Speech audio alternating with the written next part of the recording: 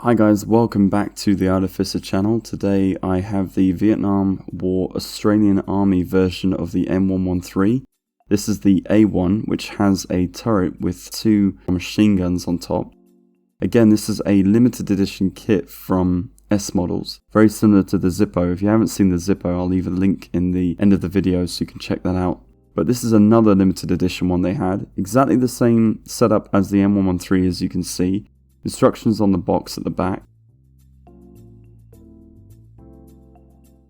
Again, some really unusual, really detailed, really nice parts that they've added with this turret that you can see here. So I'm really excited to show you what you get inside this kit. Clear, easy construction. The only changes they've given you is just the turret. And I really like the fact that they've used the same kit but just use a slight variation because it means that you can do it over and over again. As you can see, they even give you some decals as well for it, which I think is really nice. Gives you a little bit of context to it. And of course, you know, there aren't many kits out there that reflect the Australians in the Vietnam War. You have to customize it yourself, so the fact they actually had this was really exciting for me. So as I mentioned before, you've just got the exact same sprue as the M113 that I reviewed. Again, if you haven't seen that video, I would recommend that one as well, because these are kits that you definitely want to get hold of, especially if you're trying to do anything to do with the Vietnam War, or build a diorama, or build a collection of Vietnam armoured fighting vehicles.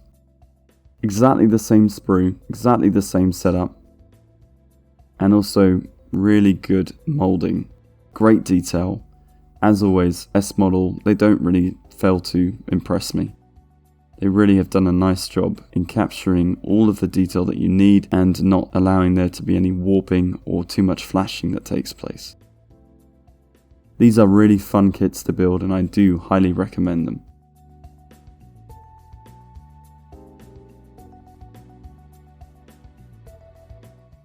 Again, there's that 50 cal, absolutely love the detail on that thing.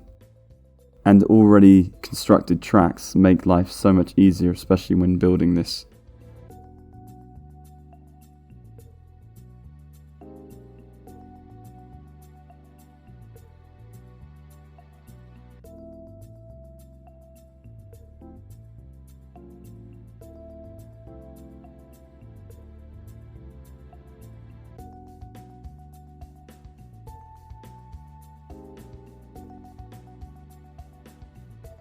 So onto the added parts to this, which makes this kit so unique.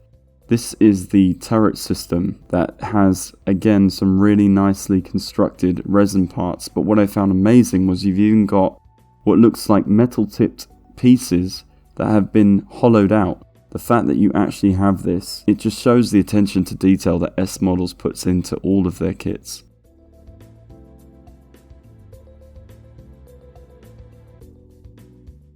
And the turret looks amazing, especially the window configuration and the two machine guns.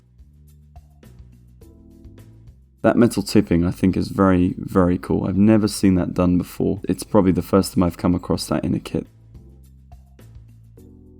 Look at those windows, some great detailing. They even give you some photo etch like last time, so you'll have an O-ring for the turret.